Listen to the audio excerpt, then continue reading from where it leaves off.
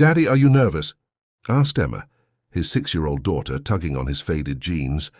"A little bit, sweetheart," Marcus admitted, crouching down to meet her bright green eyes, the same eyes that had melted his heart the day she and her twin brother were born. "Don't be nervous, Dad. If she doesn't like us, she's not worth it," declared Ethan, Emma's twin, with the wisdom that only came from being 6 years old and absolutely certain about everything. Marcus smiled. His kids were right, as usual. This whole blind date idea had been his sister Carmen's brainchild. "You need to get back out there, Marcus," she'd insisted. "The twins need a mother figure, and you need someone who'll love you for you, not your bank account." That last part was precisely why Marcus had agreed to Carmen's elaborate scheme. For the past 2 years since his divorce, every woman he'd met had either been after his money or had run screaming when they discovered he had twins. Carmen had promised this time would be different. "She's a kindergarten teacher," Carmen had explained. "Sarah Chen. She loves kids, she's genuine, and she has no idea who you are. I may have omitted certain details about your financial situation." "You mean you lied?" "I prefer strategically withheld information. Trust me, little brother. This is going to work." Now standing outside Sunnyside Diner, a far cry from the Michelin-starred restaurants he usually frequented, Marcus wondered if his sister had lost her mind. The plan was simple. Meet Sarah for lunch. Let her get to know him and the twins in a completely normal, middle-class setting, and see if something real could develop. The twins had been briefed extensively. No mention of the mansion in Beverly Hills, the fleet of luxury cars, or the fact that Daddy owned 3 tech companies. Today they were just Marcus, Emma, and Ethan from the suburbs. "Remember," Marcus whispered to his children as they approached the diner's entrance, "we live in a small apartment. Daddy works in an office and we shop at Target, not designer stores," Emma finished with a giggle. "And my allowance is $5, not 50, Ethan added, rolling his eyes dramatically. Marcus ruffled his son's hair. "You two are naturals at this." Sarah Chen sat in a corner booth, nervously smoothing down her floral sundress. She'd arrived 15 minutes early. Habit that drove her friends. Crazy, but helped calm her nerves. Blind dates were awful enough without being late. She glanced around the diner, taking in the checkered linoleum floors and vinyl booths that had seen better days. It wasn't exactly romantic, but Carmen had insisted this was Marcus's favorite spot. "He's very down-to-earth," she'd said. "Works in tech support, loves his kids more than anything, and he's looking for someone real." Sarah could appreciate that. At 28, she'd had her fill of guys who were all flash and no substance. Her last boyfriend had broken up with her via text after she'd refused to split the bill at a restaurant. That cost more than her monthly rent. The bell above the door chimed, and Sarah looked up to see a man in worn jeans and a baseball cap scanning the restaurant. 2 adorable children flanked him, a boy and girl who looked like they'd been carved from the same mold. This had to be them. Marcus spotted her immediately. Carmen had shown him photos, but they hadn't captured Sarah's warmth. She had kind eyes and a genuine smile that reached all the way up to crinkle the corners of her eyes. "Sarah?" Marcus approached the table, suddenly feeling like a teenager on his first date. "Marcus? And you must be Emma and Ethan." Sarah slid out of the booth to greet them. "Carmen has told me so much about you two." Emma immediately warmed to her, but Ethan hung back, studying Sarah with the intensity of a detective. Marcus had learned to trust his son's instincts. Ethan could spot fake people from a mile away. "Are you really a teacher?" Ethan asked without preamble. "Ethan," Marcus warned, but Sarah laughed. "It's okay. Yes, I really am. I teach kindergarten at Maple Elementary. Do you want to see my classroom supplies?" She reached into her purse and pulled out a small container of star-shaped stickers. "These are for students who help clean up without being asked." Ethan's eyes widened. In his world of luxury and privilege, these simple stickers somehow seemed more magical than any expensive toy. "Can I have one?" Emma asked shyly. "Of course, but you have to earn it first," Sarah said with a wink. As they settled into the booth, Marcus found himself relaxing for the first time in months. Sarah ordered a simple grilled cheese sandwich, Hand split it with the twins without being asked.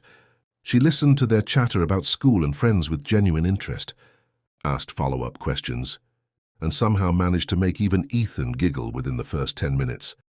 "So," Sarah said, turning to Marcus, "Carmen mentioned you work in tech." Marcus nearly choked on his coffee. Yes. Computer stuff. Very boring. I doubt that. Technology runs everything these days. What kind of computer stuff? Oh, you know.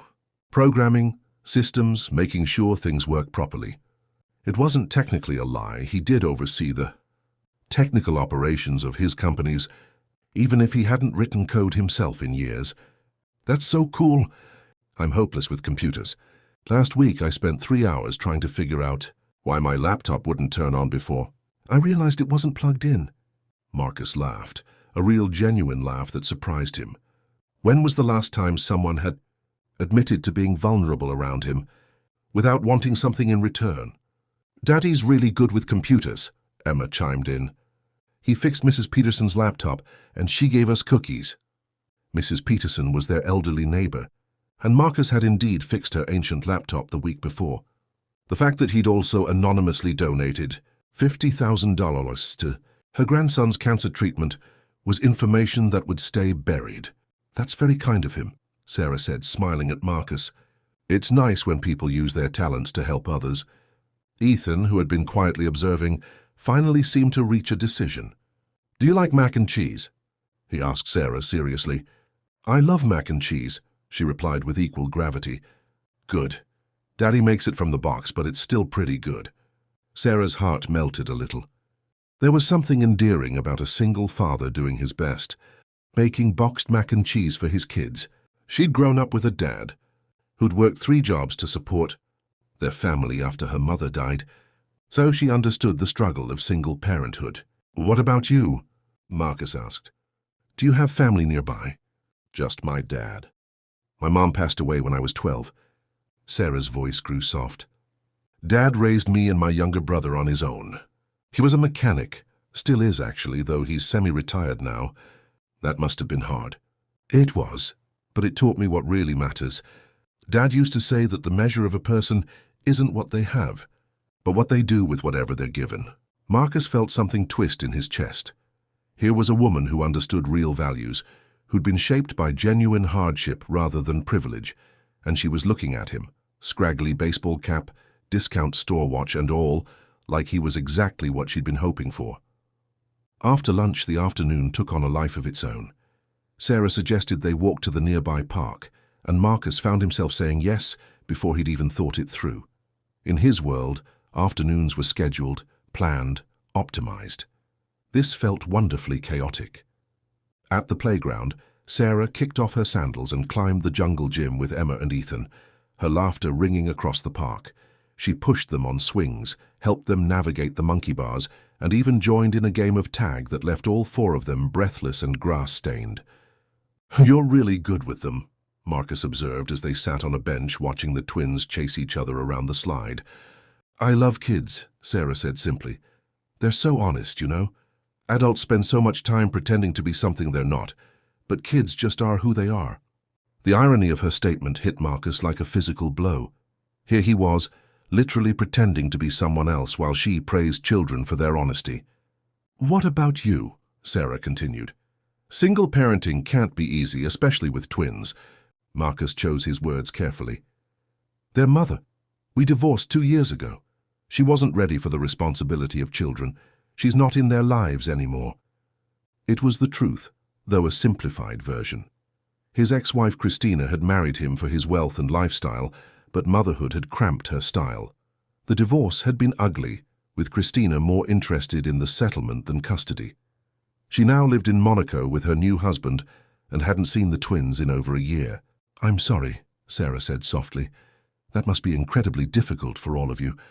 The kids have handled it better than I have, honestly. They're resilient. They're lucky to have you. Not every father would prioritize his children the way you clearly do." If only she knew, Marcus thought. He'd turned down countless business trips, rearranged board meetings, and restructured his entire life around Emma and Ethan's needs. Money made it easier. Nannies, private schools, tutors. but it couldn't replace actual presence. "Daddy?" Emma came running over, her cheeks flushed with excitement. "Sarah said she'd teach us how to braid friendship bracelets. Can we go get supplies?" Marcus glanced at his watch. Another habit from his CEO days. "I suppose we have time." "There's a craft store just down the street," Sarah said. "Unless you have somewhere else to be?" The truth was, Marcus had a conference call with investors in Tokyo scheduled for 4 p.m. In his regular life, missing that call would have been unthinkable. But looking at his children's eager faces and Sarah's hopeful expression, the call suddenly seemed far less important. "Lead the way," he said. The craft store was a far cry from the high-end boutiques Marcus was used to. Sarah navigated the aisles with the expertise of someone who shopped carefully, comparing prices and looking for the best deals. She helped the twins pick out colorful embroidery floss, explaining the different patterns they could make. At the checkout, Marcus reached for his wallet, but Sarah was already handing over her credit card. "Oh, you don't need to," Marcus started. "My treat," Sarah insisted. "It's not every day I get to corrupt innocent children with the joy of crafting." The total was $23.47. In Marcus's world, that was less than he typically spent on coffee in a morning. But watching Sarah carefully count out her bills, he realized this was probably a significant expense for a kindergarten teacher. The gesture touched him more than any expensive gift ever had. Chapter 4 Revelations. They returned to Sarah's apartment, a cozy one-bedroom place above a used bookstore. It was small but warm, filled with plants, children's artwork from her students, and photographs of family and friends. Marcus tried to hide his shock at the size. His walk-in closet was bigger than Sarah's entire living room. "It's not much," Sarah said, suddenly self-conscious, "but it's home." "It's perfect," Marcus said, and he meant it. There was something about the space that felt more like a home than his Beverly Hills mansion ever had. They spread out on the living room floor, and Sarah patiently taught the twins how to braid friendship bracelets. Her hands were gentle as she guided their small fingers, and she celebrated every crooked knot and uneven pattern with genuine enthusiasm. "This one's for you, Sarah," Emma announced, holding up a bracelet in shades of pink and purple. "And this one's for Daddy," Ethan added, presenting a blue and green creation. "What about Sarah's daddy?" Emma asked suddenly. "Should we make him one too?" Sarah's face lit up. "He would absolutely love that. He's never had a friendship bracelet before." As the children worked on a third bracelet, Sarah and Marcus found themselves talking. Really talking, in a way Marcus hadn't done in years. Sarah shared stories about her students, her dreams of maybe opening her own daycare someday, her struggles to make ends meet on a teacher's salary, but her certainty that she was exactly where she was supposed to be. "What about you?" Sarah asked. "Do you like your job?" Marcus paused. How could he explain that he'd built his companies from nothing, starting with a single app developed in his college dorm room, that he employed over 3,000 people across 3 companies, that his work was his passion but also his burden? "It pays the bills," he said finally, "and it gives me flexibility to be there for the kids." "That's what matters," Sarah agreed. "My dad always said that the best job is one that lets you be the parent your children need." As evening approached, Marcus realized he'd been there for nearly 4 hours. 4 hours without checking his phone, without thinking about stock prices or quarterly reports, or the dozen other responsibilities that usually consumed his thoughts. "We should probably head home," he said reluctantly. "It's almost dinner time." "Why don't you stay?" Sarah asked impulsively, then blushed. "I mean, I was going to make spaghetti and meatballs. Nothing fancy, but there's plenty." Emma and Ethan immediately began pleading to stay, and Marcus found his resolve crumbling. When was the last time someone had offered to cook for them? Not a chef. Not a catered meal, but actual home cooking? "Are you sure?" "We don't want to impose." "You're not imposing." "Besides," Sarah grinned, "someone needs to make sure I don't burn down the kitchen." Dinner was a revelation. Sarah's spaghetti and meatballs were simple but delicious, served on mismatched plates with paper napkins and glasses of milk for the kids. They sat around Sarah's tiny kitchen table, and Marcus couldn't remember a meal he'd enjoyed more. The twins were in their element, chattering about their day and showing off their friendship bracelets. Sarah listened to every word, asked questions, and somehow managed to make each child Feel like the most interesting person in the world. This is the best spaghetti ever, Ethan declared. Sauce smeared across his cheek. Better than the stuff at that fancy place? Emma asked innocently. Marcus's blood ran cold. The fancy place Emma was referring to was Le Bernardin, where they'd eaten the previous week. He quickly shot her a warning look. But Sarah was busy wiping Ethan's face and missed the exchange.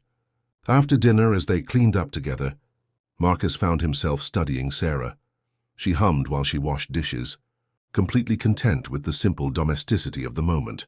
She didn't seem to want anything from him except his company, didn't ask probing questions about his job or finances, didn't seem to be calculating his net worth. "Thank you," he said quietly as she handed him a plate to dry. "For what?" "For today. For being yourself." Sarah smiled, and Marcus felt something he hadn't experienced in years, the possibility of genuine connection. Over the next few weeks, Marcus and Sarah fell into a comfortable routine. Weekend dates at the park, casual dinners at chain restaurants, movie nights at Sarah's apartment with the twins. Curled up between them on the couch, Marcus had never been happier, but the weight of his deception grew heavier with each passing day. He'd gotten careless with details. When Emma mentioned their big house with the pool, Marcus had quickly claimed they were house-sitting for his boss. When Ethan casually referenced their housekeeper Maria, Marcus had to pretend Maria was just a neighbor who helped out occasionally. The lies were piling up, and Marcus could see that Sarah was starting to notice inconsistencies. She was too intelligent not to catch on eventually. The breaking point came on a Thursday evening. Marcus had taken Sarah and the twins to dinner at a modest Italian restaurant, one of their regular spots. They were laughing over dessert when Marcus's phone buzzed with an urgent message from his assistant. "Emergency board meeting tomorrow at 8 a.m. Rivera. Industries acquisition fell through. Need your immediate decision on counteroffer." Marcus glanced at the message and paled. The Rivera Industries acquisition was a $200 million deal he'd been working on for months. His decision could affect thousands of jobs and the future of both companies. "Everything okay?" Sarah asked, noticing his expression. "Just work stuff," Marcus said, quickly putting his phone away. But his mind was racing. He needed to review contracts, speak with his lawyers, prepare for the board meeting. "Daddy, you look worried," Emma observed. "I'm fine, sweetheart," Marcus said, but Sarah was studying him with concern. The rest of the evening felt strained. Marcus was distracted, checking his phone repeatedly, despite his efforts to stay present. Sarah grew quieter, and by the time they said goodnight, there was an awkwardness that hadn't existed before. That night, Marcus barely slept. He spent hours on conference calls with his team, reviewing documents and preparing for the board meeting. By morning, he was exhausted, but had a clear strategy for saving the deal. The board meeting ran long until nearly 2 p.m. Marcus emerged victorious, having negotiated a modified agreement that satisfied both parties. But his triumph was short-lived when he checked his personal phone and found 17 missed calls from Sarah. The messages grew increasingly frantic. "Marcus, are you okay? You're not answering your phone." The school called. "Emma fell on the playground and needs to go to the hospital. I'm here with both kids. We're at St. Mary's Emergency. Emma's okay, but she has a concussion. Where are you?" Marcus's blood turned to ice. While he'd been playing corporate chess, his daughter had been hurt, and the woman he was falling in love with had stepped in to handle the crisis he should have been there for. He raced to the hospital, still wearing his $3,000 suit from the board meeting. In his panic, he'd forgotten to change clothes, forgotten to maintain his carefully constructed image. Marcus burst through the emergency room doors like a man possessed, scanning the waiting area frantically until he spotted Sarah sitting with Ethan. Emma was nowhere to be seen. "Where is she?" "Is she okay?" "What happened?" The words tumbled out as Marcus rushed over. Sarah looked up, and Marcus saw relief flood her features. But then her expression changed as she took in his appearance, the expensive suit, the Rolex he'd forgotten to remove, the general aura of wealth that he usually worked so hard to conceal. "She's getting a CT scan," Sarah said quietly. "The doctor thinks she has a mild concussion, but they want to be sure." "Daddy!" Ethan launched himself into Marcus's arms. Emma fell off the monkey bars. Sarah came and got us and brought us here and stayed with us the whole time. Marcus hugged his son tightly, his heart still racing. "Thank you," he said to Sarah, his voice thick with emotion. "Thank you for being there." "Of course," Sarah said, but there was something different in her tone. "Though I have to ask, where were you?" "I called you 17 times. Marcus opened his mouth to give another excuse. Another lie, but the words wouldn't come. Looking at Sarah, who had dropped everything to care for his children, who had spent hours in a hospital waiting room, because he hadn't been reachable. He couldn't bring himself to lie anymore. "I was in a meeting," he said finally. "A meeting?" Sarah's voice rose slightly. "Your daughter was hurt, and you were unreachable because of a meeting." "It was complicated." Sarah stared at him, and Marcus could see her taking in details. She'd missed before, the quality of his suit, the expensive watch, the way the hospital staff had immediately shifted into deferential mode. When they'd seen his name on Emma's emergency contact form. "Mr. Rivera?" A nurse approached. "You can see Emma now. She's asking for you." As they followed the nurse down the hallway, Sarah grabbed Marcus's arm. "Rivera?" she whispered. "As in Rivera Industries? The tech company?" Marcus's stomach dropped. "Sarah, I can explain. You're Marcus Rivera." The Marcus Rivera, the billionaire. It wasn't a question. Sarah had put the pieces together, and the look on her face was everything Marcus had feared. Hurt, betrayal, confusion. But before he could respond, they arrived at Emma's room. His daughter was sitting up in bed, a bandage on her forehead, but otherwise looking remarkably normal. "Daddy!" she called out. "I fell and hit my head, but Sarah stayed with me the whole time and held my hand."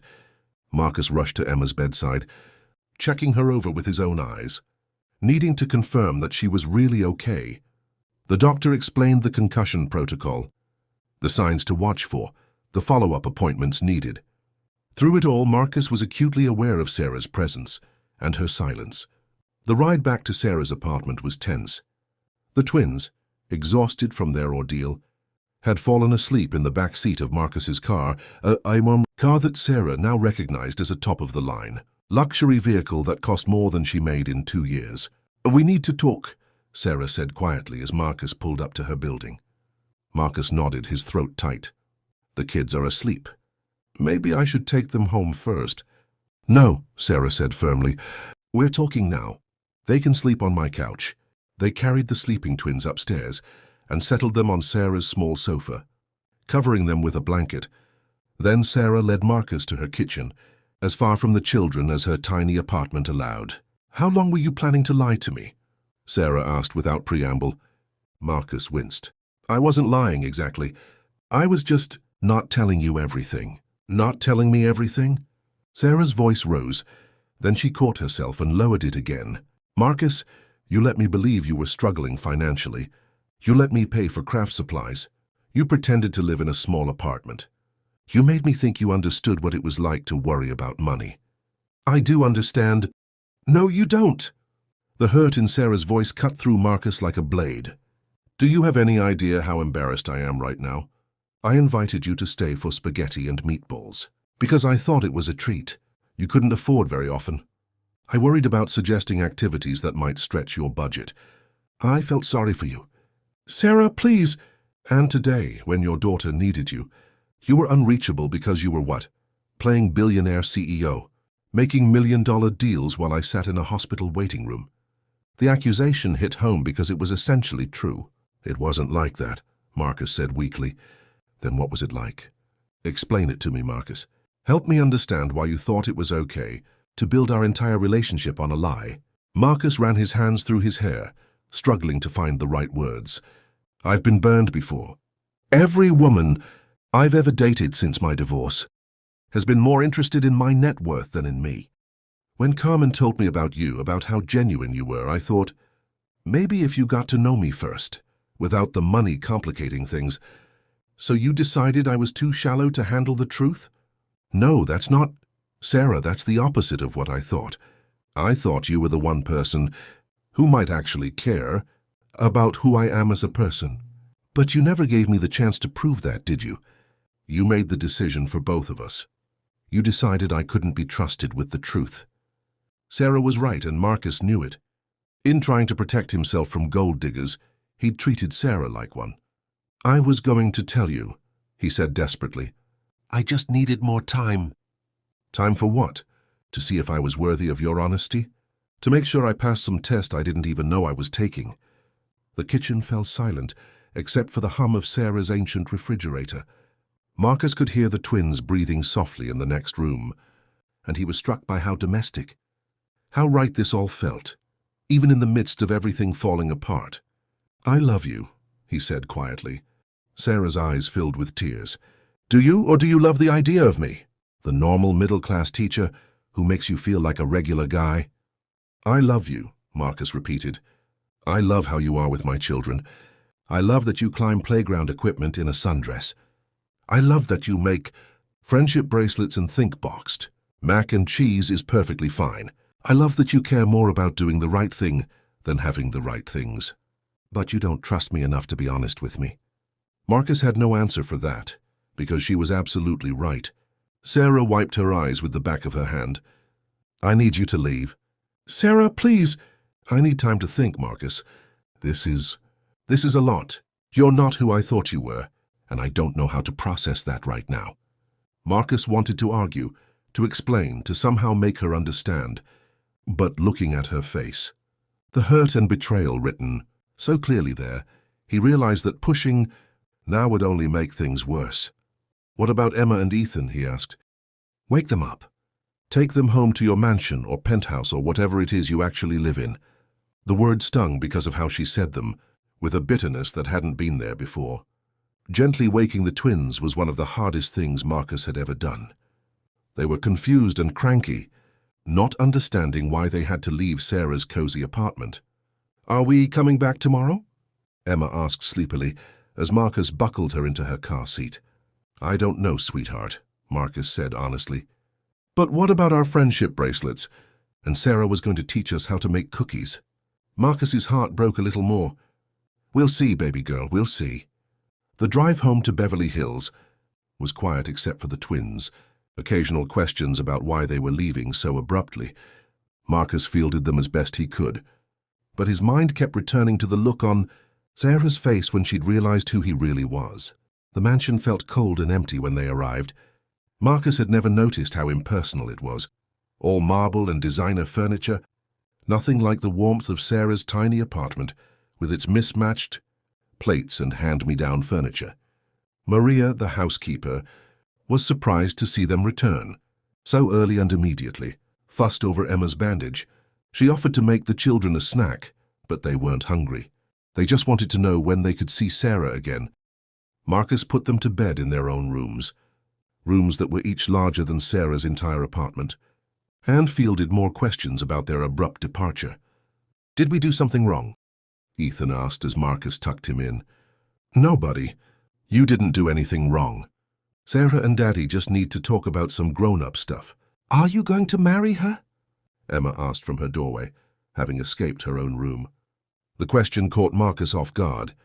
What makes you ask that?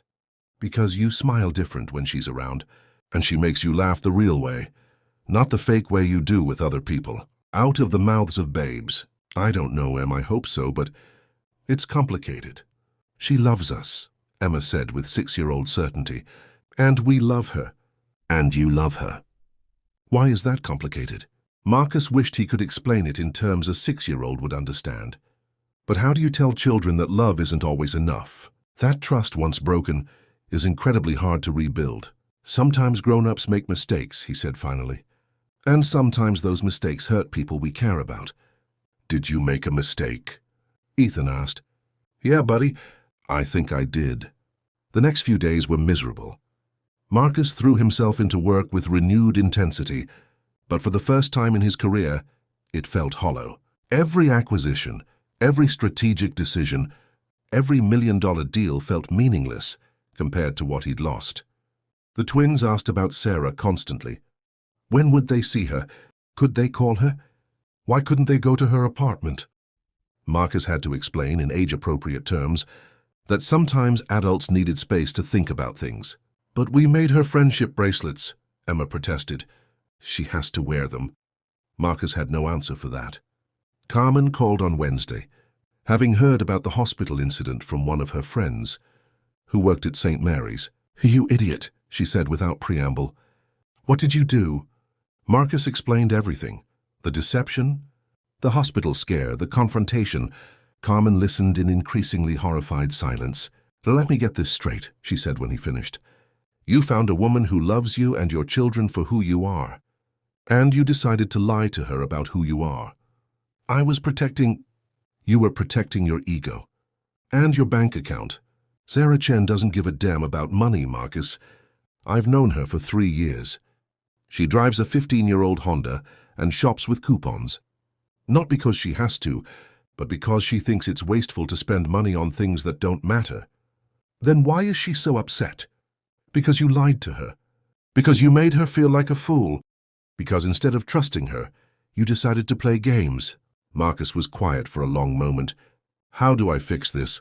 "I don't know if you can. Sarah isn't like the women you usually date. She doesn't care if you buy her expensive jewelry or take her to fancy restaurants, but she cares about honesty. She cares about being treated as an equal partner, not someone who needs to be managed or manipulated."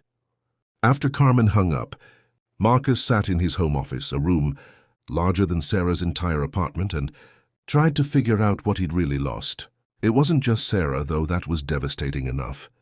It was the life he'd glimpsed with her. The simple Sunday mornings making pancakes, the movie nights with the twins, the feeling that someone loved him not despite his wealth, but regardless of it. He'd spent so long protecting himself from women who wanted his money that he'd sabotaged his chance with the one woman who didn't care about it at all. That weekend, Marcus took the twins to visit his father in Santa Barbara. Roberto Rivera was 73 years old, a retired construction worker who'd built a modest but comfortable life through hard work and careful saving. He was also one of the wisest people Marcus knew. "You look terrible, mijo," Roberto observed, as Marcus helped the twins out of the car. "Thanks, Dad, just what I needed to hear."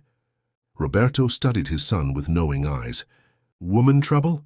How did you—" "Never mind, yes, woman trouble."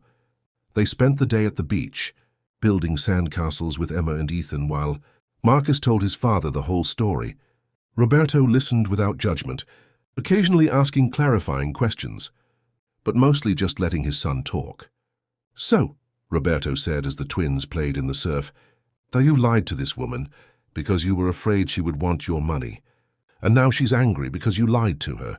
That's a very simplified version, but yes, sounds about right to me." Roberto was quiet for a moment. "Do you remember when you were 10, and you broke Mrs. Garcia's window with your baseball?" Marcus frowned. "Vaguely. What does that have to do with anything?" "You were so scared of getting in trouble that you hid in your room for 3 days, hoping she wouldn't figure out it was you. But she knew, and every day you waited made it worse. When you finally confessed, she wasn't angry about the window anymore. Windows can be fixed. She was hurt that you hadn't trusted her enough to come forward right away." The parallel hit home. "So what are you saying?" "I'm saying that sometimes the cover-up is worse than the crime. And I'm saying that Sarah sounds like a good woman who deserves better than games and deception. But what if she can't forgive me? What if I've ruined everything?" Roberto smiled. "Then you'll have learned a very expensive lesson about the value of honesty. But somehow, I don't think that's how this story ends." "What makes you so sure?" "Because if she didn't care about you, she wouldn't be hurt. Indifference doesn't create the kind of pain you're describing. She's angry because she fell in love with someone who she thought trusted her, and now she feels like that person might not have been real. But he was real. I was real, just not completely honest. Then you need to show her that. Not with money or grand gestures, but with the one thing you should have given her from the beginning. Which is the truth, all of it. And then you need to respect whatever decision she makes.